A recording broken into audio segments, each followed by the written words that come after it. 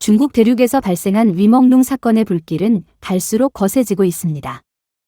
이번에는 그 불길이 바이두 고객센터에 단 4글자 답변을 끌어내며 당국의 민감한 내부 통제를 드러냈고 가오타이위의 스캔들, 즉 200만 위안을 빌려 고급 승용차와 호화주택을 구매하고도 빚을 갚지 않았다는 의혹까지 수면 위로 떠올렸습니다. 또한 연예계 전반을 뒤덮고 있는 공포의 실체도 함께 드러났습니다. 대만 연예인들의 증언을 통해 왜 아무도 그를 구하지 못했는지가 설명되고 있습니다. 그 배경에는 무릎을 꿇게 하고 술을 강요하는 문화가 존재했고 그로 인해 모두가 불안 속에 놓여 있었다는 것입니다. 더 기이한 점은 시민 서비스 한라인을 둘러싼 라쇼몬 같은 혼선과 생전 영상 속에 숨겨진 404, 13, 25라는 숫자들입니다. 한편 점성술 예언에서는 2026년 봄 정의가 그에게 돌아올 것이라고 말합니다. 이 모든 것은 우연이 아닙니다. 이는 어둠에 맞서는 민중의 집단적 저항입니다. 오늘 우리는 이 새로운 단서들을 깊이 파헤치며 사건 뒤에 숨은 구조적 악을 짚어보려 합니다. 어제 우리는 위먹룽의 바이두 개인 페이지 계정이 갑자기 의미 없는 문자 조합으로 바뀌었다는 사실을 전했습니다. 이는 팬들에게 또 한 번의 상처였습니다.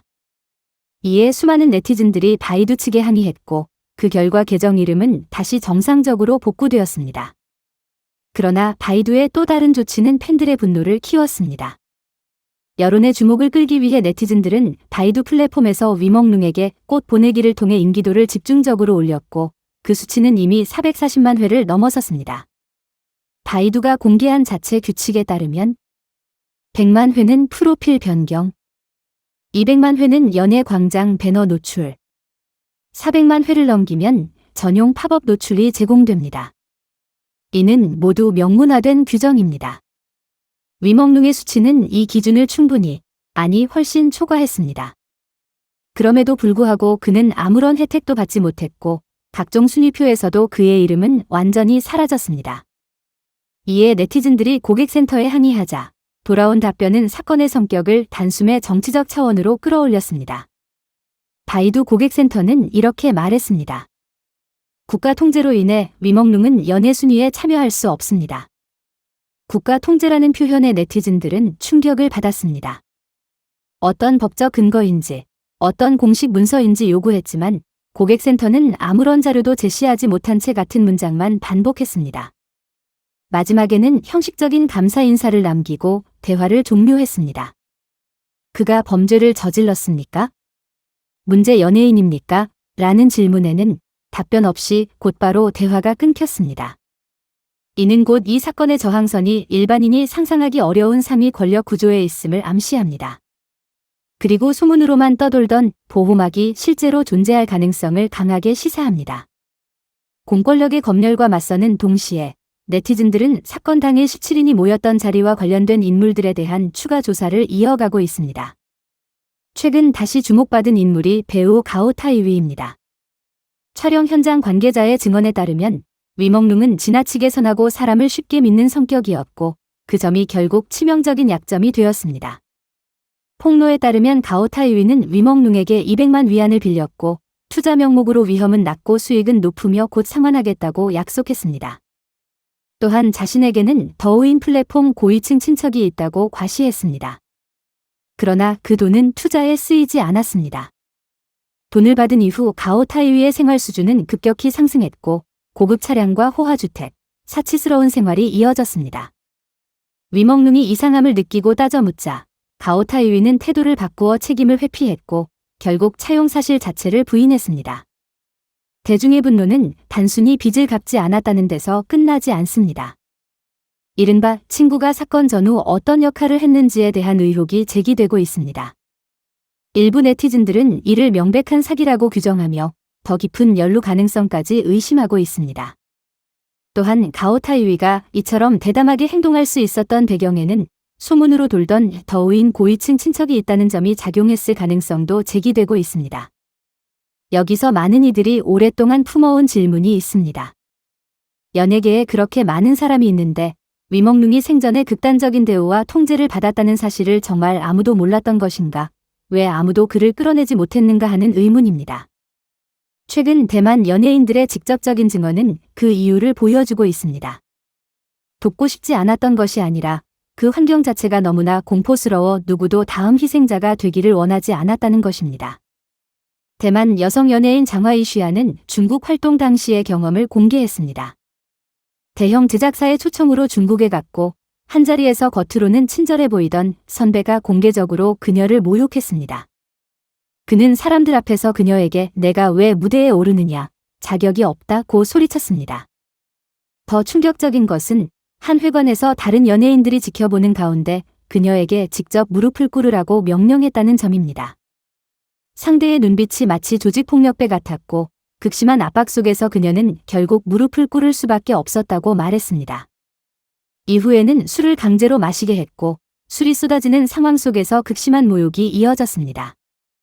왜 그렇게 했느냐는 질문에 그는 내가 우두머리라는 걸 보여주기 위해서 라고 답했습니다. 그 자리에 있던 다른 연예인들은 아무도 나서지 않았습니다. 모두가 두려워했기 때문입니다. 장화이 슈아는 이것이 바로 위멍룽이 도움을 받지 못한 이유라고 말했습니다. 연예계의 동료들 역시 다음 표적이 되는 것을 원하지 않았다는 것입니다. 비슷한 증언은 또 있습니다. 대만 남성 배우 황신하오는 중국에서 6년간 활동하며 한 차례 오디션을 명목으로 영화계 고위층의 식사 자리에 불려갔습니다.